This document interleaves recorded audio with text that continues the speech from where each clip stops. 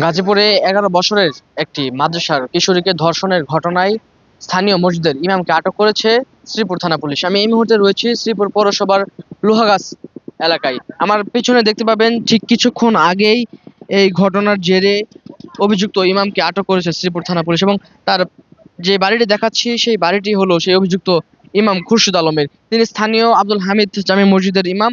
এর আগেও এর নামে কিন্তু বিভিন্ন ঘটনা এর আগে এই এলাকায় তিনি ঘটিয়েছেন বলে এলাকাবাসীর অভিযোগ। আমরা একজন এলাকাবাসীর সাথে কথা বলবো যে আজকে যে ইমামকে আটক করলো তার বিরুদ্ধে আপনারা কি জানেন?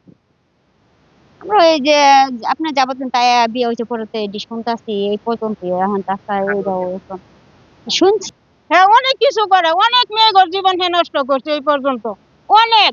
আমি চাই আমার ভাইজি কেমনে বিচার পাইব। আমি আমার প্রশাসনের কাছে চাই আমার ভাইজির বিচার হোক। আমার ভাইজির কেউ হয় না, হেতিম, একদম হেতিম, শুরুতে বড় হচ্ছে আমরা দেখতে হই না। আমার ভাইজির মা নাই গা ঘরের ভিতরে আসতে, আমার ভাইজির এত কষ্ট খেলিগা তারা দিল।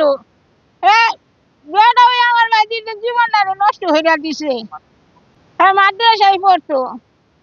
আমার ভাইজি লাগে আমার কয়জন আমাদের সারা দিন রাত খালি বলছে আমি আইতাছি না। আমার আমি বিদেশে ছিলাম 1 বছর যাবত, 3 বছর যাবত।